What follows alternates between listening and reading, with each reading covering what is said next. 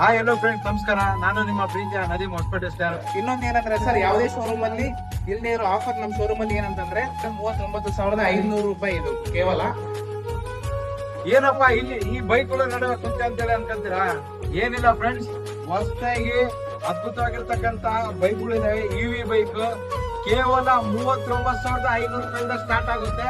ಜೊತೆಗೆ 95,000 ಒಳಗಡೆ ಸಿಗುವಂತ ಈ ಎಲೆಕ್ಟ್ರಿಕ್ ಬೈಕ್ಗಳು ಇದಾವೆ. ಅದ್ಭುತವಾಗಿರ್ತಕ್ಕಂತ ಮೈಲೇಜ್ ಜೊತೆಗೆ